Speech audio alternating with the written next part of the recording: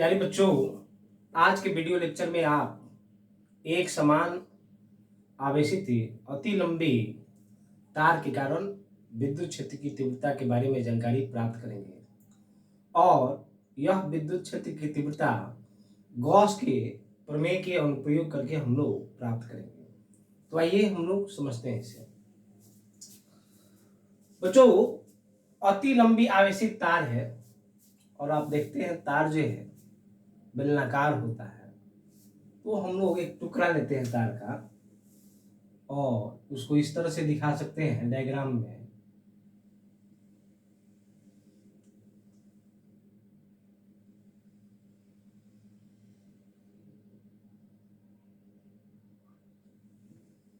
और इस पर चार्ज है। चार्ज आप पॉजिटिव या नेगेटिव दोनों दे सकते हैं। हम लोग जनरली पॉजिटिव देते हैं, तो ये पॉजिटिव चार्ज दे दिए यहाँ पर। और जब कोई अति लंबी तार है तो यहाँ पर रेखीय आवेश घनत्व लेंगे और मान लेंगे इस तार पर जो है आवेशित तार पर रेखीय आवेश जो घनत्व है वे लेम्डा है। तो हम लोग इसको मानते हैं रेखीय आवेश घनत्व लेम्डा। इस तार के मध्य भाग से जो है अक्ष से जो है आर दूरी पर कोई बिंदु P है और इस बिंदु P पर तीव्रता प्राप्त करनी है।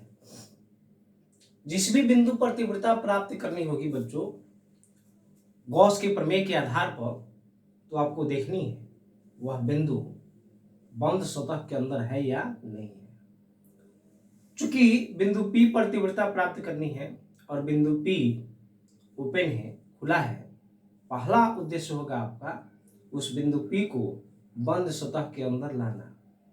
और जिस भी बंद सतह की कल्पना करते हैं, जो बिंदु P को अपने घेरा में ले लेता है, उसे गॉसिय सतह हम लोग बोलेंगे।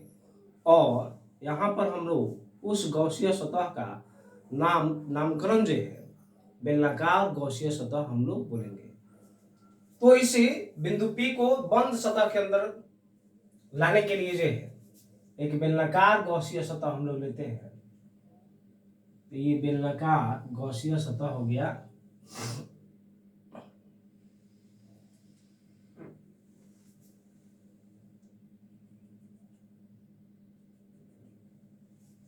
और बिंदु P को हम लोग यहां लेते हैं। अब मान लीजिए कि इसकी जो लंबाई है, इसकी लंबाई L मान लेते हैं। ये लंबाई हो गया L और इस पर जो आवेश है ये आवेश हम लोग मान लेते हैं Q। और रेखीय आवेश घनत्व हम लोग लिए हैं यहाँ पर। अब एज लाइक दिस, इस तरह का ये हो जाएगा। देख रहे हैं बेलनाकार, ये जो है ये कहलाएगा आपका बेलनाकार गॉसिय सतह। और इस पूरे सतह को तीन बंद सतह यहां पर है। एक बंद सतह आपका यह हो जाएगा, देख रहे हैं ये, दूसरा बंद सतह यह हो जाएगा और तीसरा ये बंद सतह। तो तीनों को मिलाकर जो है ये हम लोग बोल रहे हैं बेलनाकार गॉसिय सतह। और इस संपूर्ण बंद सतह के लिए हम लोग देते हैं A से। अब इस पूरे संपूर्ण A से संबंध है विद्युत फ्लक्स पहले हम लोग निकालेंगे जनरल फॉर्मूला के आधार पर और फिर गॉस के प्रमेय के आधार पर, और दोनों फ्लक्स को बराबर करके और E का मान निकालेंगे। आइए उसी बात को यहाँ पर हम लोग करके आपको दिखाते हैं। जिस भी बिंदु पर हम लोग को तीव्रता प्राप्त करनी है, इस बिंदु पर विद्युत क्षेत्र की तीव्रता की जो दिशा होगी, ये दिशा धन आवेश से दूर की तरफ हो जाएगी। तो यह आप लिख पाएंगे E। अब ये जो बंद सतह है पूरा, इस बंद सतह को तीन हम लोग जो है सतह के रूप में लेते हैं। एक ऊपर वाला, एक नीचे वाला और एक यह जो है वक्र सतह, ये लेते हैं। यानी कि इसको मान लीजिए आप S1, पूरे को हम लोग एस मान रहे हैं, इसको मानते हैं S1। ये वाला जो सतह है देख रहे हैं यहाँ से यहाँ, इसको मानते हैं आप S2, और जो नीचे वाला है इसे आप मान लेते हैं S3। अब इस पर एक छोटा सा अल्पांश लेते हैं, किस पर, S1 पर, और इसे हम लोग क्या मान लेते हैं, DS1। और इसका जब क्षेत्रफल सदिश लेंगे तो इस सतह की अभिलंबवत हो जाएगा, और यह हो जाएगा DS1, और ये हो जाएगा इस तरह से। उसी तरह से यह देख रहे हैं एक सतह है, और इस पर भी एक छोटा सा अल्पांश लेते हैं, और यह अल्पांश बोलते हैं हम लोग DS2, और क्षेत्रफल सदिश लेंगे। जब इस पर क्षेत्रफल सदिश लीजिएगा तो इसका देख रहे हैं ये क्षेत्रफल सदिश इसका लेंगे तो ये अभिलंबत हो जाएगा, तल का ऊपर की तरफ हो जाएगा, और इसकी दिशा को इस तरह से दिखाएंगे DS2। उसी तरह से यहां पर भी एक अल्पांश लेंगे, और इसे हम लोग बोल पाएंगे, इधर लिखते हैं आपको DS3, ये नीचे की तरफ हो जाएगा, और इसका क्षेत्रफल सदिश तल के अभिलंबवत नीचे की तरफ हो जाएगा, तो नीचे की तरफ चला जाएगा। इसका क्षेत्रफल सदिश इधर दिखाएंगे DA3। यहां पर विद्युत क्षेत्र की तीव्रता जब लेंगे, चूंकि धन है वैसे, तो तीव्रता इधर हो जाएगी और यह हो जाएगी E। उसी तरह से यहां तीव्रता लेंगे तो इधर हो जाएगा और ये हो जाएगा E। एंगल यहां पर आप देख ही रहे हैं, एंगल 90 डिग्री, यहां भी एंगल 90 डिग्री आपको हो जाएगा, और यहां पर एंगल आप देख रहे हैं E और DS1 दोनों एक दूसरे के अनुदिश है, एक ही रेखा पर है, इसलिए एंगल यहां पर हो जाएगा 0 डिग्री। अब बच्चों संपूर्ण सतह एस से संबंधित विद्युत फ्लक्स निकालते हैं, तो आप लिख पाएंगे यहां पर फाई इक्वल टू, हम लोग लिख पाएंगे E डॉट DS और क्लोज इंटीग्रेशन। अब इस एस को 3 भाग में बांटे हुए हैं, S1, S2 और S3।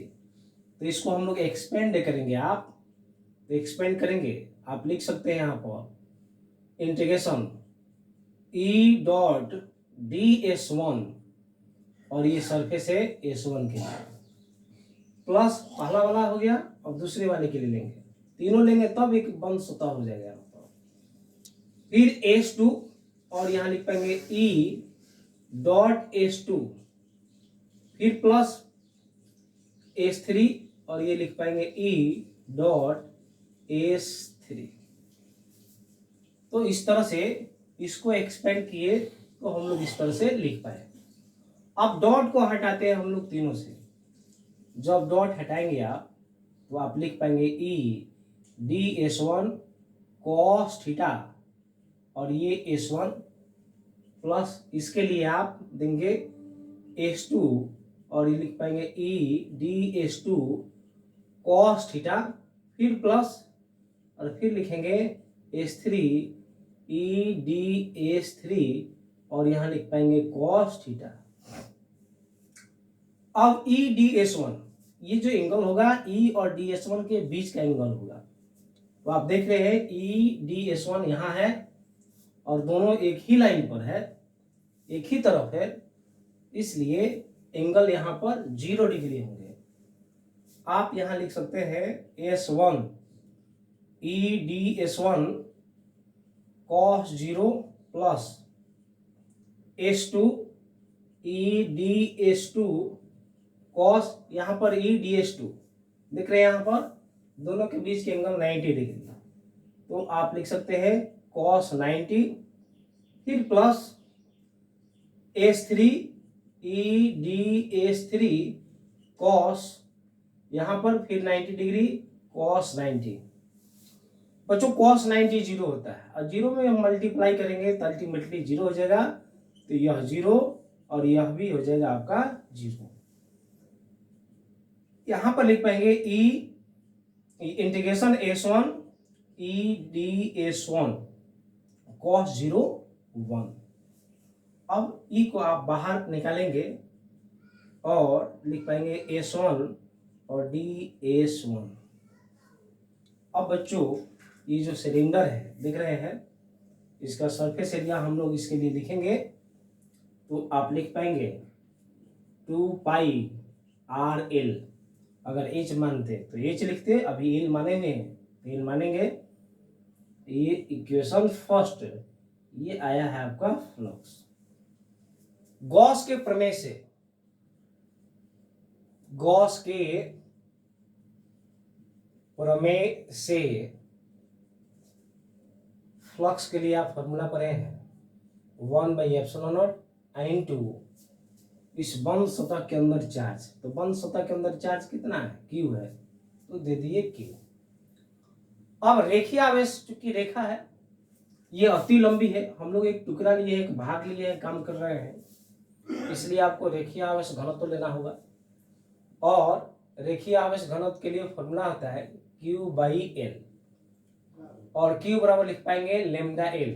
इस Q की जगह यह मान रखेंगे आप, तो फाई बराबर 1/ε0 λL। ये इक्वेशन सेकेंड। समीकरण 1 और 2 से, समीकरण 1 और 2 से LHS को बराबर कर देंगे तो RHS भी बराबर बराबर हो जाएगा 2πRL 1/ε0, और ये λL से L कैंसिल हो जाएगा। E बराबर, इसको नीचे ला देंगे, इस तरफ ला देंगे 1/2πε0 λR, और इस तरह से बिंदु P पर तीव्रता की प्राप्ति कर लेते हैं। बच्चों 1/2πε0 का मान रखने में कठिनाई होती है, इसलिए 2 से नीचे में मल्टीप्लाई और 2 से ऊपर में भी मल्टीप्लाई कर देते हैं। इससे आपको सहूलियत क्या हो जाएगी, मल्टीप्लाई कर देंगे ऊपर नीचे में 2 से, तो देखिए क्या मिलेगा, इस तरह से मिल जाएगा। ये जब फॉर्मूला आप यूज करेंगे क्वेश्चन बनाते समय, न्यूमेरिकल बनाते समय, तो 1/4πε0 का वैल्यू आपको पता होता है, तो यहाँ पर वैल्यू रखकर कैलकुलेशन करना इजी होता है। तो यही फॉर्मूला हम लोग जो है न्यूमेरिकल बनाने में हम लोग करेंगे। इसको सदिश रूप में भी हम लोग लिख सकते हैं बच्चों, यहाँ लिख सकते हैं सदिश रूप में। तो सदिश रूप में लिखेंगे तो आप लिख पाएंगे 1/4πε0 2λR, और ये हो जाएगा R unit vector. R unit vector का मतलब हो गया विद्युत क्षेत्र की तीव्रता की जो दिशा हो जाएगी R के अनुदिश। तो देख रहे हैं R के अनुदिश। तो इस तरह से अति लंबी आवेशित तार के कारण किसी बिंदु पर तीव्रता का व्यंजक हम लोग आसानी से प्राप्त कर लेते हैं। तो ये हुआ डिराइवेशन, गॉस के प्रमेय का अनुप्रयोग करके हम लोग जो है विद्युत क्षेत्र की तीव्रता की प्राप्ति की है।